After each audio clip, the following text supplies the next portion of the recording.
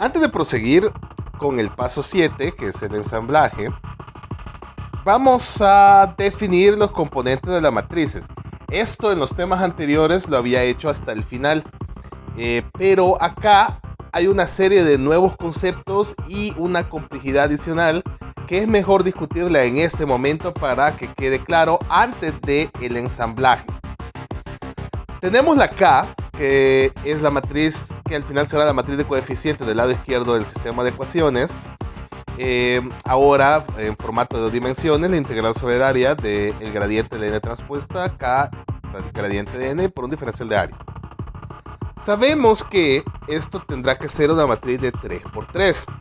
Podemos generalizar sus componentes como K11, K12, K13, K21, K22, K23, K31, K32 y K33. Y podemos preguntarnos cuál sería una fórmula para el K y J. A ver, analicemos un poco. N transpuesta sabemos que es un vector de 3×1. Y N sabemos que es un vector 1×3. Ahora a la izquierda ambos tienen un nabla. Ya no tienen solamente una derivación. Y el nabla hemos definido que es un vector 2×1 que adentro tiene las derivaciones, el delta delta x y el delta delta y. Del lado derecho, digamos, tengo un vector 2×1 por 1, 1×3. Digamos que en términos de multiplicación de matrices, ahí no hay nada malo. Pero en la izquierda tengo un grave problema. Tengo un vector 2×1 multiplicando un vector 3×1. Esto no es posible. Pero aunque fuera posible, aquí hay un problema adicional que es incluso más grande. Las derivaciones son con respecto a x y a y. Es decir, son con respecto a las variables espaciales de lo que hemos llamado el mundo original, el mundo XY. Pero las n's, por la isoparametrización, no son funciones del mundo original, son funciones del mundo isoparamétrico. Es decir, no son funciones de x y y, son funciones de epsilon y eta. Entonces, quiero hacer derivaciones con respecto a x y y de cosas que están definidas en términos de epsilon y eta. Esto daría un montón de ceros. No puede aplicarse, son cosas incompatibles.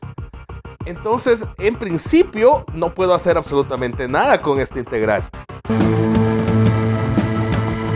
Bueno, en principio, pero en realidad sí puedo. Lo que pasa es que tengo que añadir una serie de conceptos adicionales para comprender cómo lo vamos a trabajar. Y lo primero que hay que recordar es la regla de la cadena. La regla de la cadena es una regla que se aplica cuando se derivan funciones que son anidadas. Digamos que a es una función y b es otra función y yo tengo a evaluada en b. Entonces b es una función anidada en a. Y digamos que yo quiero derivar todo esto. Ustedes ya saben que lo que tengo que hacer es derivar lo externo y multiplicarlo por la derivada de lo interno. Y en esta manera de escribirlo es como ustedes siempre lo han trabajado. Un ejemplo, como recordatorio. Si tenemos el seno de 3x y yo quiero derivar todo esto, primero efectúo la derivada del seno de 3x manejando el 3x como que fuera una constante, lo cual es coseno de 3x, y esto lo multiplico por la derivada de la función interna, que es 3x, y la derivada de esto es 3. Por lo tanto, el resultado sería 3 por el coseno de 3x. Esta herramienta es la que necesitamos, pero no en este formato. Vamos a plantearlo en el formato de notación Leibniz. Y en formato de notación Leibniz se escribe así: dA de x es igual a dA de b por dB de x. Esta es la regla de la cadena de notación Leibniz. Se ve un poco rara, pero en realidad estamos haciendo lo mismo. Lo voy a ejemplificar con el mismo caso que mencioné anteriormente. Si yo quiero hacer la derivada de seno de 3x con respecto a x, entonces yo quiero hacer de a de x. Esto tendría que ser igual a de a de b por db de x. Creo que db de x es la más fácil de calcular, hagámoslo de una sola vez. Esto sería como hacer dd de x de b, y b es 3x, por lo que queremos hacer dd de x de 3x, lo cual es 3. Ahí no hay ningún problema. El factor de la derecha es un 3. El factor de la izquierda es derivar a con respecto a b. Es como que queramos hacer d de 3x de a. Es decir, tomando a 3x como la variable de derivación y derivando a seno de 3x con respecto a 3x, es como que yo tuviera derivar a seno de b con respecto a b, como que b fuera la variable. Y esto es el coseno de b, o sea, el coseno de 3x. Lo mismo que teníamos antes. El resultado de este producto es 3 veces el coseno de 3x. Pero lo que necesitamos es la notación Leibniz. Recordando, ¿por qué queremos hacer esto? Bueno, porque tenemos unas funciones de forma que están en términos de epsilon y eta y las queremos derivar con respecto a x y y. Voy a regresar en términos teóricos a una dimensión para explicar qué es lo que vamos a hacer. Básicamente yo quiero hacer, tengo una n en términos de epsilon y la quiero derivar con respecto a x. Yo quiero hacer un dd de x de n en términos de epsilon. Como esto directamente no lo puedo hacer porque me daría un montón de ceros, si yo aplico la regla de la cadena de notación Leibniz, entonces yo podría reescribir esto como un dd de epsilon de n multiplicando un dd de x de epsilon. Dd de epsilon de n sí lo puedo tener porque n está en términos de epsilon. Pero dd de x de epsilon necesitaría yo tener a epsilon en términos de x y y. Eso no es estrictamente hablando imposible, pero es muy complicado. Así que esta manera de escribir el asunto quizás no me va a servir. Pero yo puedo valerme de cómo funciona la regla de cadena en esa notación y reescribir las cosas un poquito. En vez de anclarme en dd de x de n, mejor me voy a anclar en algo que sí puedo obtener de una sola vez. Me voy a anclar en dd de epsilon de n. Esto sí lo puedo obtener directamente, pero me voy a hacer el que no puedo y lo voy a reexpresar usando la regla de la cadena de notación Leibniz para escribir que esto se podría definir como un dd de x de n multiplicando un dd de epsilon de x. dd de x de n es lo que queremos encontrar. dd de epsilon de x requeriría, para poder efectuar, expresar x en términos de epsilon. Si bien es cierto que expresar epsilon en términos de x sería algo complicado, déjenme decirles que expresar x en términos de epsilon está bien fácil. Se los comento de la siguiente forma. Recordemos que tenemos un triángulo, nuestro elemento es un triángulo y tiene 3 nodos. Y hemos asumido la temperatura en esos 3 nodos. Pero esos 3 nodos tienen coordenadas, solo que ahora esas coordenadas son pares, porque estamos en 2 dimensiones. El nodo 1 tiene coordenadas, vamos a llamarles x1 y y1. El nodo 2 tiene coordenadas x2 y y2. Y el nodo 3 tiene coordenadas x3 y y3. Bien. Recordarán que hemos interpolado la temperatura a lo largo de todo el elemento utilizando las funciones de forma y los valores de temperatura asumidos. Pero voy a abstraer eso un poco más. Lo que he hecho es interpolar una variable utilizando 3 valores asumidos de ella o 3 valores concretos de ella con las 3 funciones de forma. Pero si tomo esto como una plantilla, lo podría aplicar a otras cosas. Mientras yo tenga 3 valores de algo, como tengo 3 funciones de forma, yo puedo interpolar. Y resulta que también, además de las 3 temperaturas, aunque se las he asumido, ¿verdad? Tengo 3 valores de X y 3 valores de Y.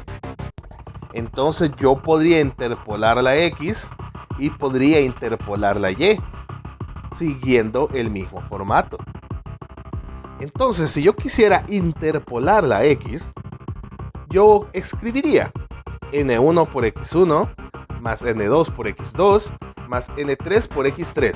Hoy no voy a usar notación matricial porque a lo que quiero llegar es un tanto diferente. Voy a sustituir las funciones de forma por sus definiciones. Esto es 1 menos epsilon menos eta multiplicando x1 más epsilon x2 más eta x3. Hago la distribución en el primer término, me queda esto. Y luego agrupo dejando fuera epsilon y eta. Me queda x2 menos x1 multiplicando a epsilon más x3 menos x1 multiplicando a eta más x1. Esto es la x como una función de epsilon y eta. Del mismo modo, yo puedo observar que tengo 3 valores de y. Así que yo también podría interpolar y. Yo puedo decir que y se aproximaría como n1 por y1 más n2 por y2 más n3 por y3. Y siguiendo los mismos pasos anteriores, yo llegaría a una expresión que es y2 menos y1 multiplicando a epsilon más y3 menos y1 multiplicando a eta más y1. Es decir, y como una función de epsilon y eta,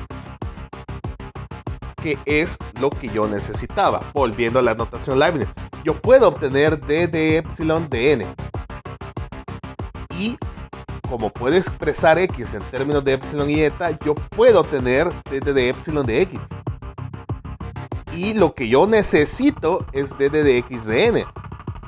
Pero como lo demás en esta ecuación lo conozco, yo entonces podría despejar lo que no conozco.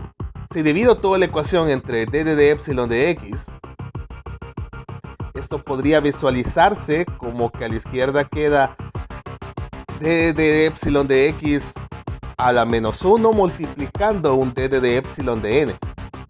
Y esto sería el valor de d de x de n. Es decir, usando dos cosas que sí conozco, puedo obtener esa que necesito que en realidad no conozco. Claro, así como está la ecuación es en una dimensión porque hice una regresión para explicar el asunto.